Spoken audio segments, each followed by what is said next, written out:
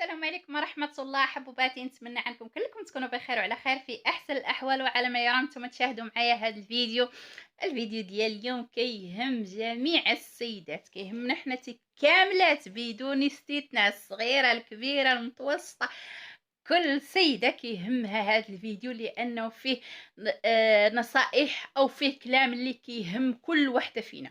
لهذا حبوبتي نصيحتي لك هذا الفيديو ما تفوتي فيه ولو ثانية، ما تعدلي بحال دوك اللي كي يرصفوا في الفيديو او يدوزوا الفيديو وكيهزوا الوصفة وكيمشيو يطبقوها على مزاجهم او على طريقتهم، وكونوا اكيدين حبوباتي وقلتها لكم مرارا تكرار ما غادي تستافدوا منها.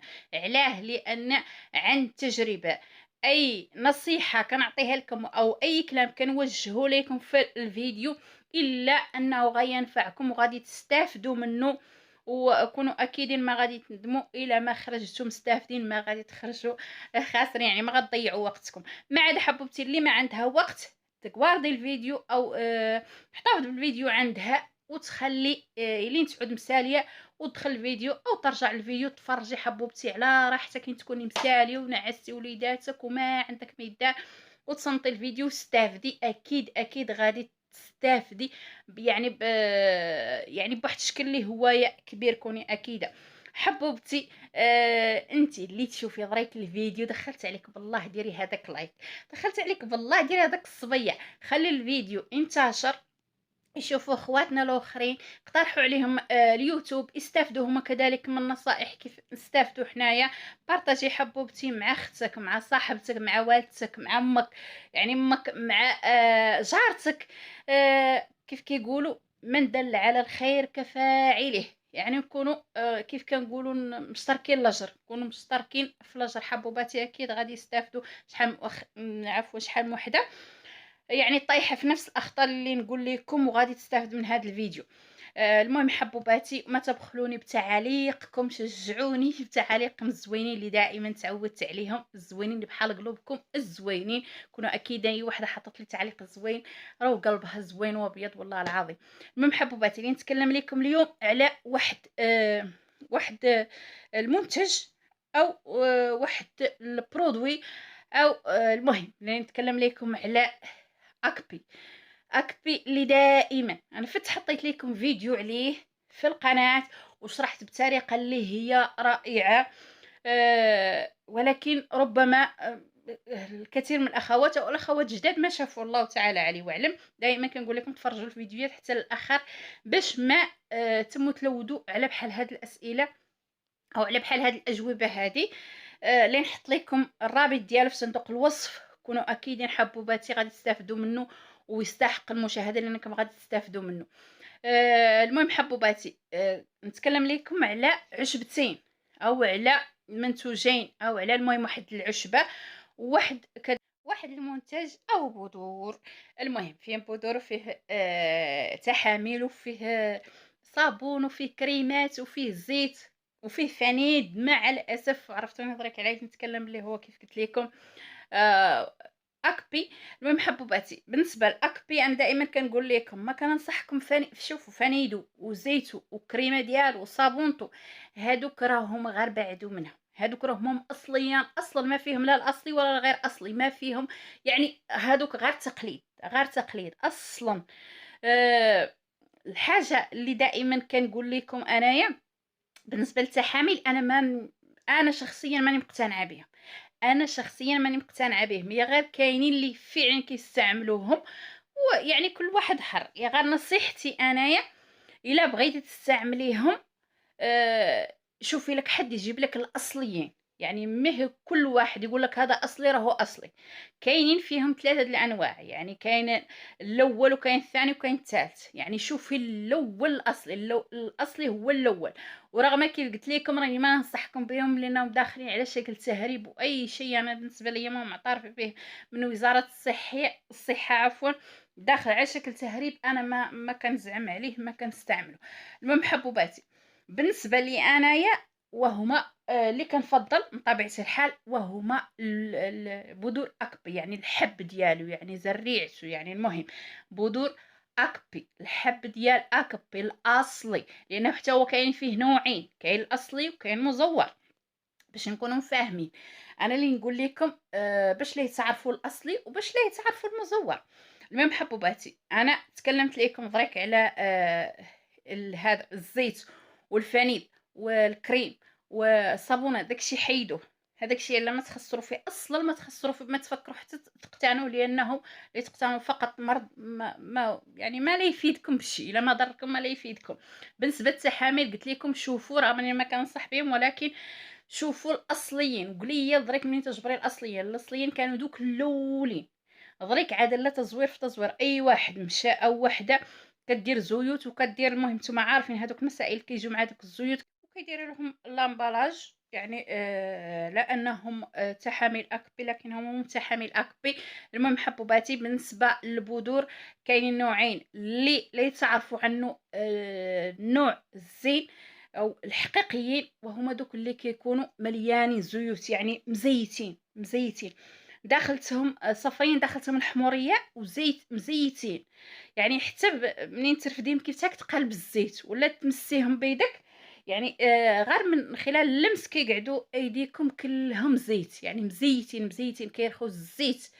هادوك هما الحقيقيين. تاني الناشفين وشاعتين كيف كنقولوا، يعني ما هم حقيقيين، لا تقليد، طالقين عليهم اكبي وهم اكبي. المهم حبوباتي، بالنسبه للاخوات يعني اللي كيديروا التحامل العشوب وكيديروا معاهم الحبوب ديال اكبي، انا ما ننصحهم. استعملوا، نفضل تستعملوا في التحامل ديال العشوب زيت اكبي، وما هو داك اللي مشري. الزيت ديال اكبي كتحضري في المنزل ديالك، كتحضري الكريمه ديال اكبي، كتحضري الزيت ديال اكبي في المنزل ديالك. الزيت ديال اكبي استعمليه، والكريم استعملي في التحامل، والكريمه طبيعه الحال راك دهني بها ان شاء الله ان شاء الله. شوفوا انا ما كنبغي نقتني شي حاجه ونصورها غير ونلوحها نضيعها، ما نبغي، يعني نبغي الحاجه اما نبغي انا نستعملها ونقتنيها وفعلا نصورها معكم ونستعملها انا، ما نلوحها، ولا نشوف حد باغيها مثلا نعطيها لحد اللي لاحق عليها، نجيبها ونصورها ونعطيها لذاك الحد يستافد منها، ولكن باش نلوحها ما نلوحها. المهم حبوباتي، المنتج اللي نتكلم، او عفوا العشبه اللي نتكلم عليها اللي غالطين فيها ياسر ياسر ياسر، او الكثير من الاخوات، ولات منتشره بواحد الشكل اللي هو عشوائي وشكل كبير، وهي عشبه المانكا. الكثير قد يعرفها والكثير قد ما يعرفها. المهم انا نحط لكم التصويره ديال بذور بطبيعه الحال اكبي هنايا، ونحط لكم حتى التحاميل الاصليين ديال اكبي، نحطهم لكم الصوره ديالهم تشوفوهم، ونحط لكم كذلك هاد العشبه اللي نتكلموا عليها دريك اللي هي عشبه ماكا. عشبة ماكا حبوباتي اللي كل ضريكة مشيع او كل يعني كيتاجر فيها عنها، هي قنبلة في التسمين، هي القنبلة عفوا زيادة الوزن، ولكن كيستعملوها بشكل عشوائي. ما هم عارفين المضار ديالها وما هم عارفين الفوائد ديالها، من غير انها تزيد في الوزن، وما هم عارفين الناس اللي ما خاصهم يستعملوها.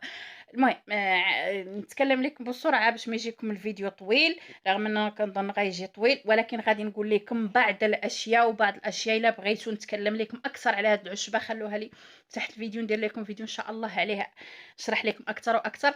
المهم هذه العشبه كنستعملوها فعلا لزياده الوزن، ولكن بواحد الشكل اللي هو يعني بواحد المقدار اللي هو معين. ثاني كتصاوب بواحد الطريقه اللي هي معينه. ثالث شيء ممنوع تجي في التحامل، هذيك ممنوع انها تستعمل التحامل. رابع شيء يفضل ما تستعملها الفتاة او العزبة او الطفلة المهم متخيمة مهم متعرسة، اللي نقول لكم عليه. رابع شيء ممنوع على المرأة الحامل. وثانيا ممنوع على الناس اللي عندهم الكيلي والناس اللي عندهم الغده الدرقيه، ومع الاسف هذا الشيء الناس اللي كيتاجروا فيه ما كيقول لكم هذا الشيء. والحاجه اللي مهمه حبوباتي، قلت لكم ملي نحط لكم التصويره ديالها هنايا، العشبه ماكا راهي ميه هذيك الصفراء ولا هذيك البيضاء، فعلا هي عشبة ماكا، ولكن هذيك ما كدير حتى حاجه، يعني ما تعدل شيء، يعني ما لا تزيدك في الوزن ولا هي تقول تعدل لك هذا الشيء اللي نقول لك دريك وتعطيك الفائده ديال هذا الشيء اللي نقول لك دريك. سميتو اللون او العشبه الحقيقيه هي الحمراء، يعني البذره ديال ماكا هي اللون الاحمر، هي اللي فيها الفوائد اكثر من الثانيين، وانا نحط لكم صورتها. بالنسبه للفوائد ديالها، هي منشط جنسي للرجال والنساء. هذا علاش كنفضل انايا العزبات او الطفلات ما يستعملوها. منشط جنسي. هنا كيطلقوا عليها بياغرا طبيعي. هنا بياغرا طبيعي، يعني منشط جنسي عند الرجال وكذلك حتى عند النساء والسيدات اللي بغاو عندهم رغبة في الحمل او بغاو يحملوا. كذلك كاين بعض الطباء كيوصفوها ليهم لانها كتزيد من الحيوانات المنويه وكتزيد من فرصه الحمل عند النساء. بالنسبه للاخوات اللي ما خاصهم يستعملوها، كيف قلت لكم الناس اللي عندهم الغده الدرقيه والناس اللي عندهم الضغط تاعهم كينزل، يعني كيهبط، لان هي كتهبط الضغط. الناس اللي كيطلع عليهم طبيعه الحال يستعملوها. الناس كذلك او المراه الحامل ممنوع عليها. الناس اللي عندهم الكيلي او كيديروا التصفيه ديال الكلى، اللهم عافينا وعافيكم. كذلك حتى همايا. بالنسبه لهي يعني بحال البروكلي، بحال الشيفلور كيف كنقولوا، بحال كنقولوا حنا الشوفله، بحال الملفوف، يعني من هذيك العائله. هي شكلها بحال اللفت المحفور، كيف كنقولوا اللفت المحفور. وهي كيف قلت لكم عندها ثلاثه الوان، عفوا اني كنزرب لان الفيديو ما غايقدني. عندها ثلاثه الالوان: اللون الاسود، اللون الاحمر، اللون الابيض، ماشي الصفوريه او الصفر ماشي الابيضيه. كتجبروها جافه، يعني يابسه، كتباع عند العشاب. وكتجبروها كذلك كابسول على شكل كابسول، وكتجبروها على شكل بودره. ولكن دائما كنقول لكم الاحسن تشدوها يابسه، يعني مي مطحونه، ما هي مثلا كابسول، اللي باش تعرفوا النوع اللي فعلا فيه هاد الفوائد يمكن لكم تستافدوا منه، اللي داك النوع الاحمر اللي كيف كتشوفوا في الصوره. لهذا حبوباتي، المهم هما كاينين الكثير من يعني النصائح والفوائد والمضار كذلك ديالها، ولكن ما غيقدني الوقت. المهم نتمنى تكونوا استفدتوا من هذا الفيديو. الا بغيتوا نتكلم لكم عليها اكثر قولوها لي في التعليق. الى هنا كنقول لكم الى اللقاء في فيديو قادم بحول الله. مع السلامه.